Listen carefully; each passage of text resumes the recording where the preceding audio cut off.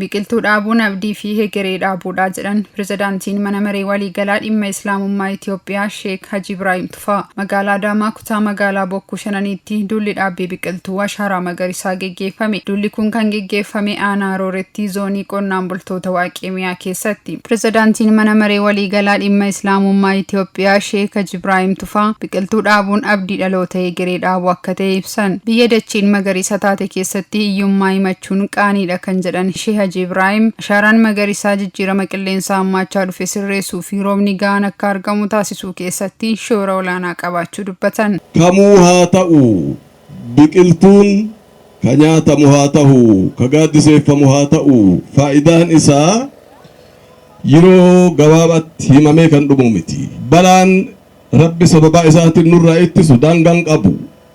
Bara gammoojjummaan babal'achuudha biqiltuun ittisa. Balaa caamaa biqiltuun ni ittisa. Balaa biyyeen guuramtee biyya biraatitti taru'uu biqiltuun ni ittisa. Fayyaa ilma namaatiif gahee guddaa qaba. Ijji magariisa kana laaltu fi biyyee gubattee laaltu takka miti. Fayyaa ilma namaatiif bu'aa daangaa hin qabne qaba. Gara hundatti yoo deebite duniyaa fi akhiratti illee biqiltuun gatii guddaa qaba. Kanaaf itti wal saamnee baay'isnee dhaabuutu nurra jira jechuudha. Biqiltuu yoo dhaabnu nagaha dhaabna. Biqiltuu yoo dhaabnu jaalala dhaabna. Biqiltuu yoo dhaabnu immoo dabalama dhaabna jechuudha.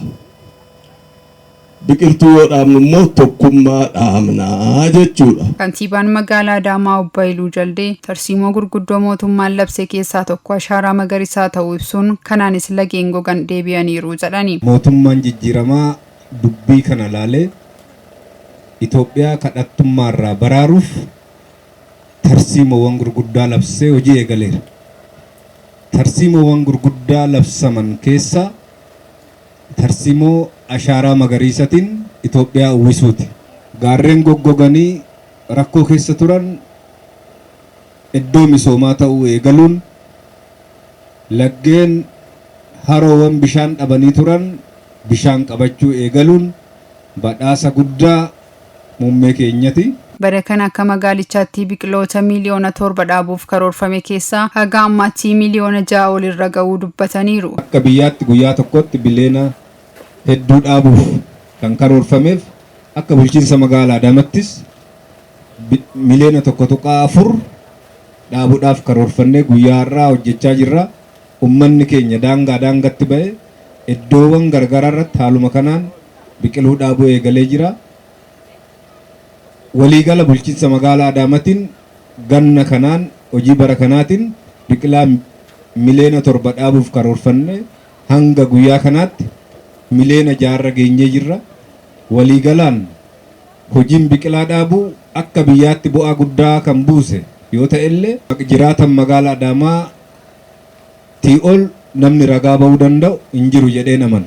Biqiltuu nyaataaf ta'an dhaabuu irratti xiyyeeffannoon kennamee hojjetamaa jiraachuus heeraniiru. Bara kana bifa addaatiin ashaaraa magariisatiif karoora guddaa karoorfannee hojjechaa turree jira. Kanaan dura akaakuu lamarratti xiyyeeffannee dhaabaan turre waggoottan darban harka caalu jechuudha. Biqilaa gaaddisaaf ta'uuf biqilaa midhaginaaf ta'u irratti xiyyeeffannee bara kana garuu harka caalu baay'inaan biqilaa nyaataaf ta'u dhaabuu irratti karoorfannee bal'inaan dhaabaa jirra. Biqiloota dhaabuun wabii nyaataa mirkaneessuun cinatti jijjiirama qilleensaa to'achuu keessatti gahee olaanaa qaba kan jedhan ammoo itti gaafatamaa waajjira qonnaa magaalaa Adaamaa Obbo Alamuu Qilxuuti. Ashaaraan magariisaa egaa jalqabame bara 2011-12 eegale. Hawaasni ashaaraa isaa karaa adda addaatiin lafa godhatee jira. Biqiltuu nyaataaf jedhamanii dhaabbatan wabii nyaataa mirkaneessuu keessatti gahee olaanaa bahanii jiru.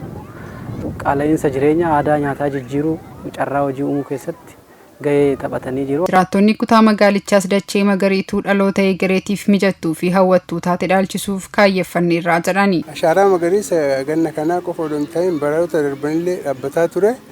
Bara kana immoo dabalataan haala gaariin itti deemaa jiru ta'uu biqiltuu boolla biqiltuu kanaan dura dursinee kan qopheessinee fi har'a immoo keessummeessallee uummanni illee akkasitti baay'atanii kan dhaabu.